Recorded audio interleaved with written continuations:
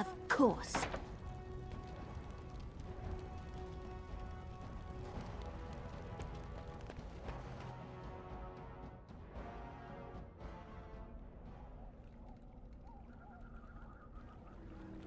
See, here is your fellow Grey Warden. You worry too much, young man. You're alive. I thought you were dead for sure.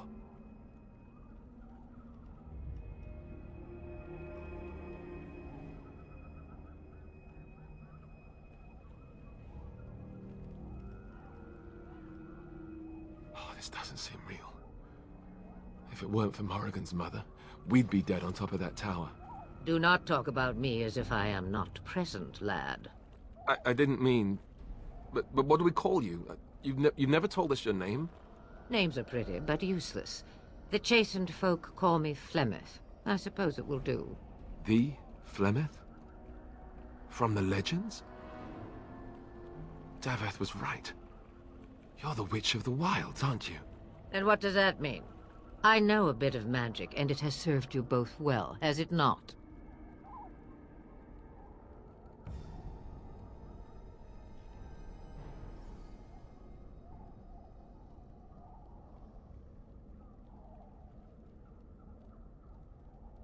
Well, we cannot have all the Grey Wardens dying at once, can we? Someone has to deal with these dark spawn.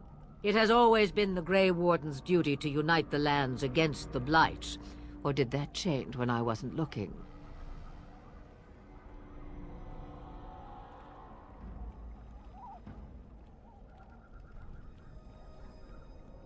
But we were fighting the Darkspawn. The king had nearly defeated them. Why would Loghain do this? Now that is a good question. Men's hearts hold shadows darker than any tainted creature. Perhaps he believes the Blight is an army he can outmaneuver. Perhaps he does not see that the evil behind it is the true threat.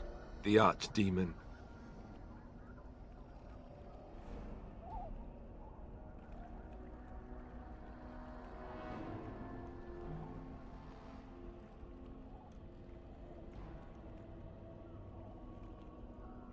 It is said that long ago, the Maker sent the old gods of the ancient Tevinter Imperium to slumber in prisons deep beneath the surface. An archdemon is an old god awakened and tainted by darkspawn. Believe that or not, history says it's a fearsome and immortal thing, and only fools ignore history.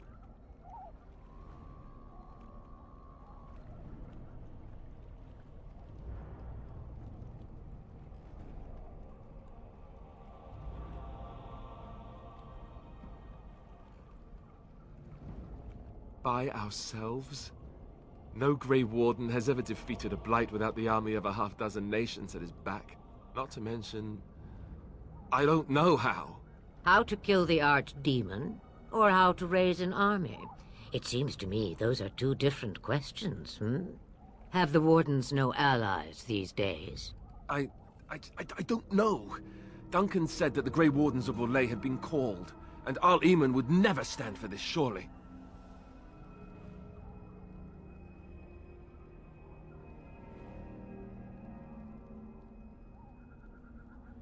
I suppose.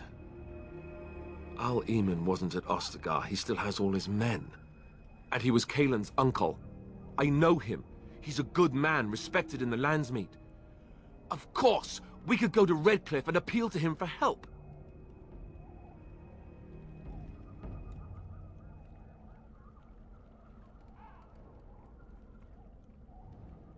The Arl would never do what Tairn Loghain did. I know him too well.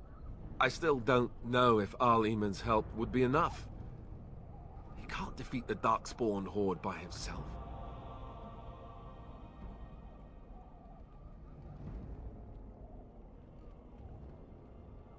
Of course! The treaties! Grey Wardens can demand aid from dwarves, elves, mages, and other places. They're obligated to help us during a blight. I may be old, but dwarves, elves, mages, this Arl Eamon, and who knows what else. This sounds like an army to me. So can we do this?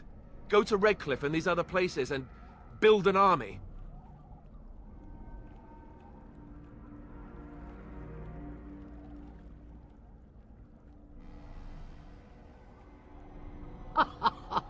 And when is it ever?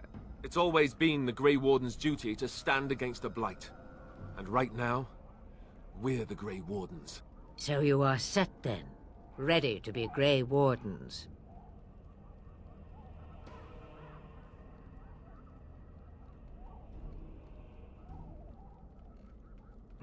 Come to think of it, that would be nice. Well, don't expect me to do everything. There is, however, one more thing I can offer you. The stew is bubbling, Mother dear. Shall we have 2 guests for the eve, or none? The Grey Wardens are leaving shortly, girl. And you will be joining them. Such a shame. What? You heard me, girl. The last time I looked, you had ears. Ha ha!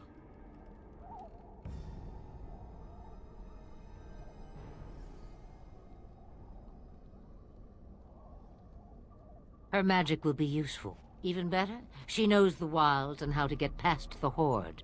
Have I no say in this? You have been itching to get out of the wilds for years. Here is your chance. As for you, Wardens, consider this repayment for your lives.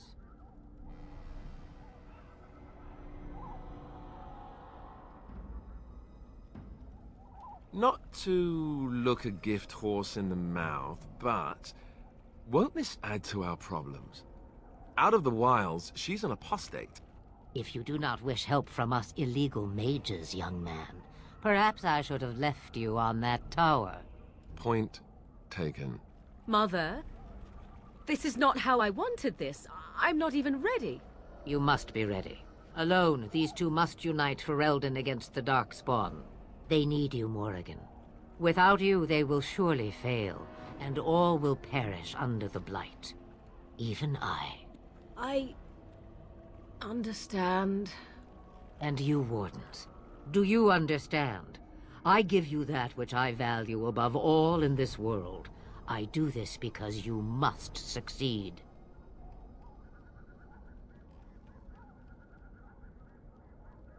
Allow me to get my things, if you please.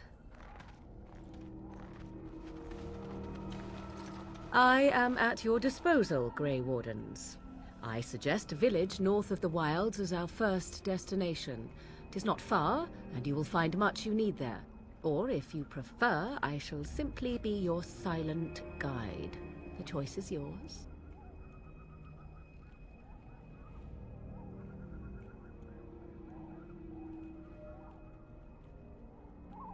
Haha, you will regret saying that. Dear, sweet mother, you are so kind to cast me out like this. How fondly I shall remember this moment. Well, I always said, if you want something done, do it yourself. Or hear about it for a decade or two afterwards. Do you really want to take her along because her mother says so?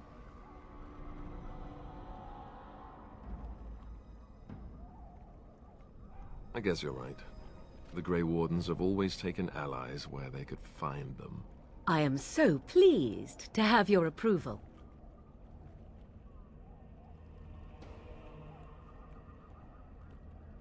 I may have answers.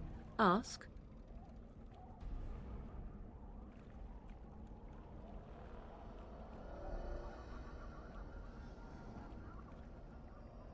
Tis a small place of little consequence called Lothering. No more than a stop along your Imperial Highway where travelers purchase goods from local farms and smiths. I would go more often were it not for the town's chantry. It makes the village particularly intolerant and unpleasant for a stranger such as me. A chantry? And they never in all this time thought that maybe you were a witch? Of course they have. They even called out their Templars once. They found nothing.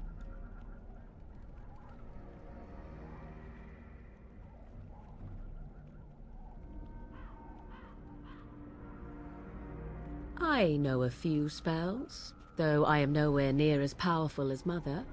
I have also studied history and your Grey Warden treaties. Can you cook? I can cook, yes.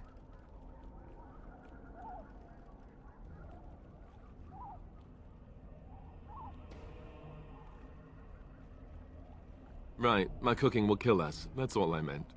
I also know at least 50 16 different poisons that grow right here in this marsh. Not that I would suggest 'tis at all related to cooking.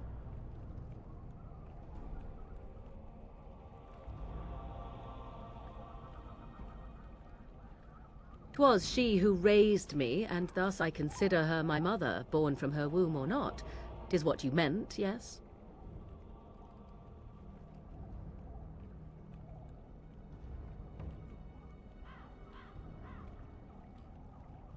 Mother was alone long before I came, and will be so long after I am dead.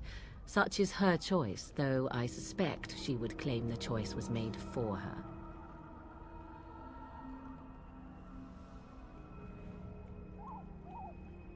The real question is how we are going to get your friend past the Darkspawn, is it not? That's true. We can sense the Darkspawn. Conversely, they can sense us.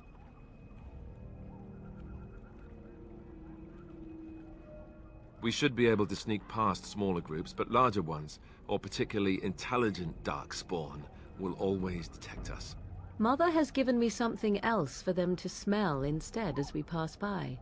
'Tis important we head out of the wilds, however, not farther in.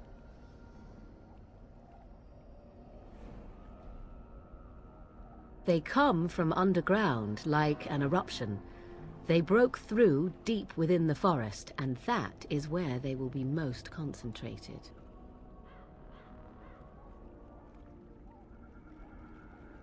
From time to time, I have been to the village I mentioned, watched its people, and pondered what curious beings they are.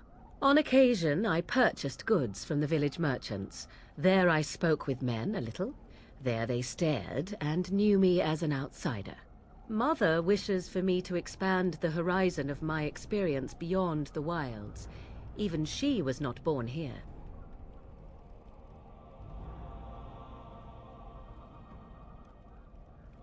What I want is to see mountains. I wish to witness the ocean and step into its waters. I want to experience a city rather than see it in my mind. So, yes, this is what I want.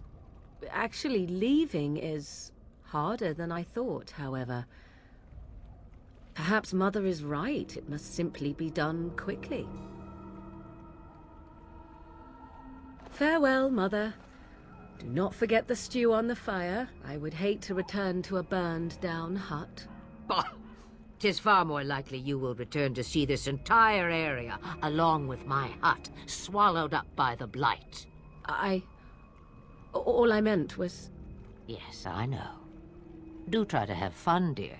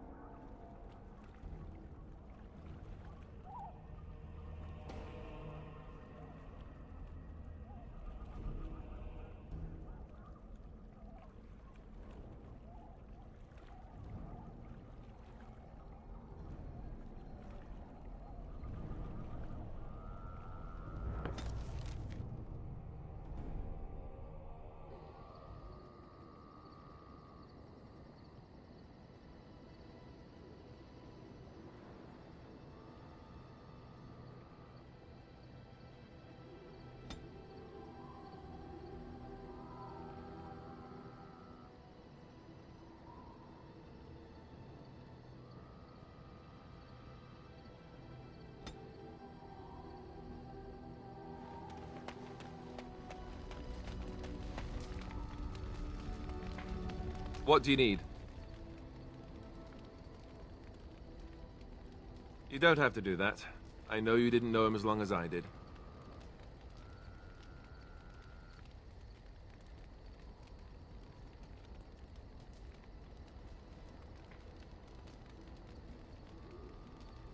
I should have handled it better.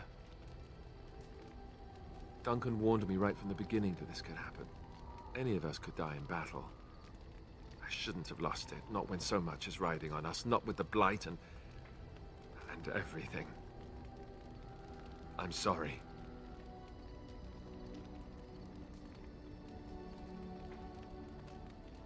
I'd like to have a proper funeral for him. Maybe once this is all done, if we're still alive. I don't think he had any family to speak of.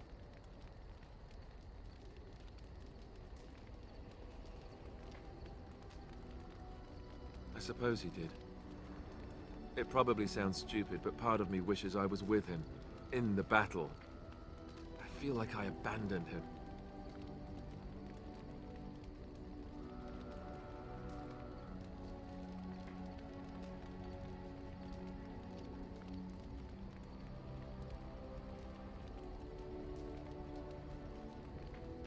Yes, I know. I think he came from High Ever, or so he said.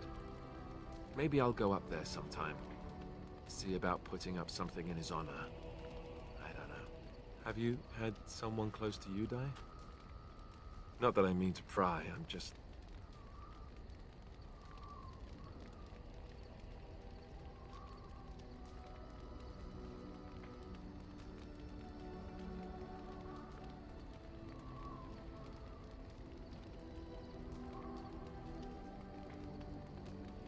Yes, I imagine you really have, haven't you?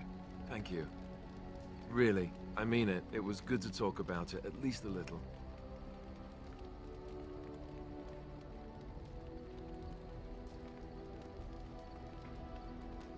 I'd like that. So would he, I think. What do you need? Ask away.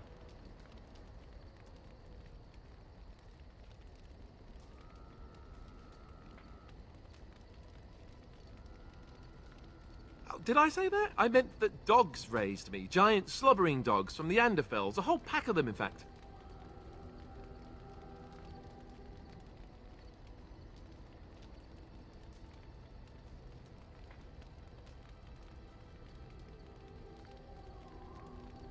Well, it wasn't until I was 8 that I discovered you didn't have to lick yourself clean.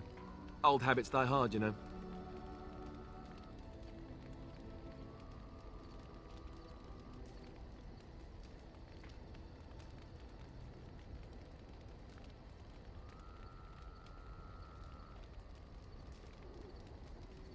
Or did I dream all of that? Funny the dreams you'll have when you sleep on the cold, hard ground, isn't it? Are you having strange dreams?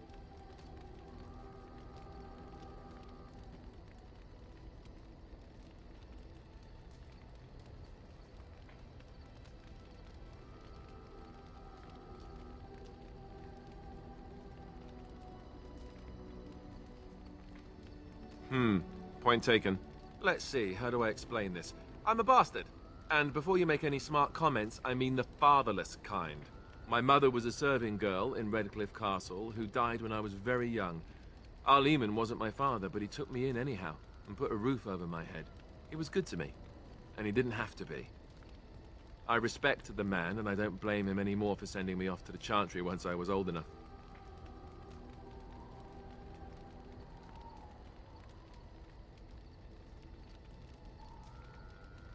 Eamon eventually married a young woman from Orlais, which caused all sorts of problems between him and the king because it was so soon after the war.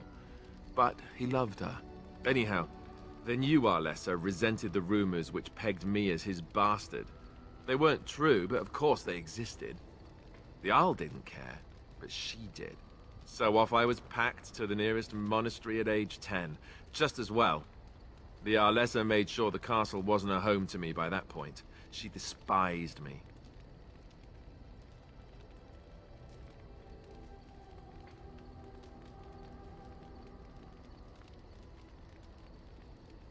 I suppose you're right. I wasn't raised as the Jarl's son, though, if you're picturing that. I slept in hay, out in the stables, not on silk sheets. I remember I had an amulet with Andraste's holy symbol on it. The only thing I had of my mother's. I was so furious at being sent away, I tore it off and threw it at the wall and it shattered. Stupid, stupid thing to do. The Jarl came by the monastery a few times to see how I was, but I was stubborn. I hated it there, and blamed him for everything. And eventually, he just stopped coming.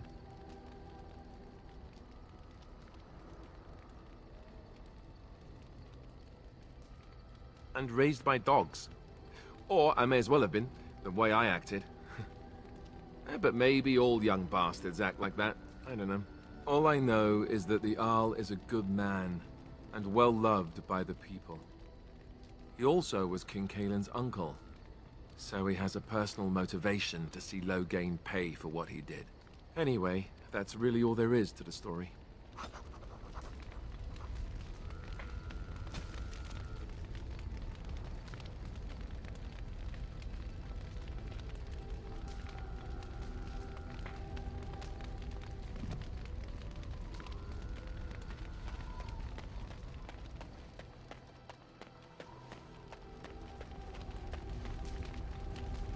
What do you wish of me?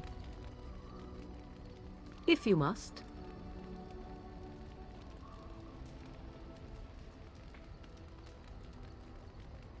Well, that depends, does it not? What does she seem to be?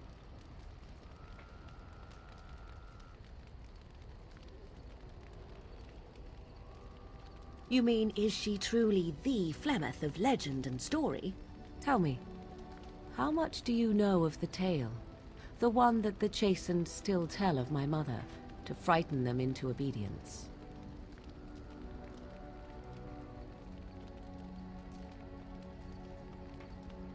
I can relay what Flemeth once told me herself, and you can decide whether or not 'tis the truth, if you desire.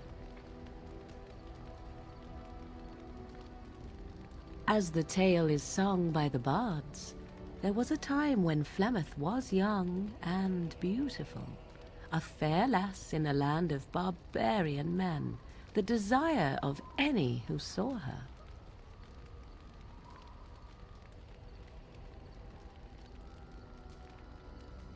Many centuries before this land was even named Ferelden. The tales say that Flemeth fell in love with Osen the bard, and fled the castle of her husband, the Dreadlord Conobar, and that he swore vengeance for her infidelity.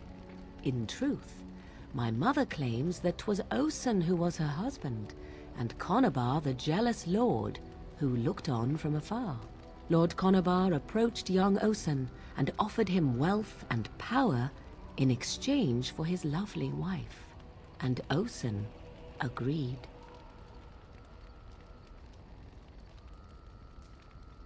The life of a bard is a poor one, and love fades in the wake of hunger. 'Twas Flemeth who suggested the arrangement. All would have been well had Lord Conobar kept his end of the bargain. But he was a foul man who bargained with coin he did not possess. Osen was led off to a field and slain, left for dead. Flemeth spoke to the spirits and learned of the deed, and swore revenge.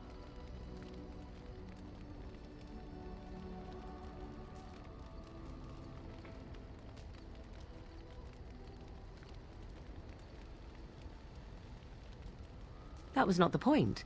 Conobar had no honor, so she would not have him. Flemeth begged the spirits to aid her, and 'twas they who slew Conobar. The demon the legend tells of came later. Lord Conobar's allies chased Flemeth, you see, chased her to the wilds, and there she hid. There she found the demon, and he made her strong. The legends all speak of the great hero Cormac, he who defeated Flemeth and her great army when she invaded the lowlands centuries later. All lies.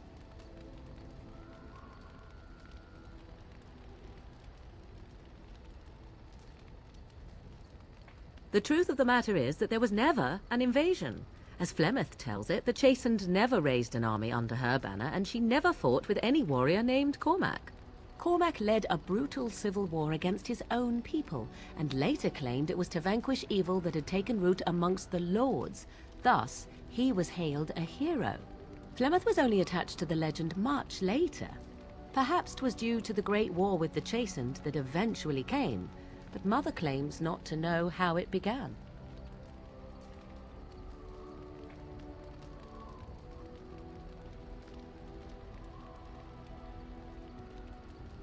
I do not believe everything that Flemeth claims. Oft it seems her bitterness has colored her memories. But on the whole, yes, I believe this tale, if not all.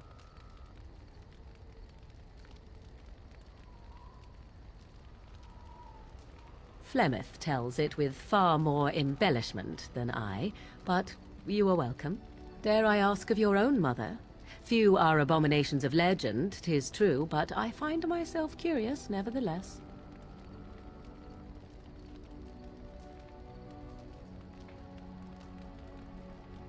I see.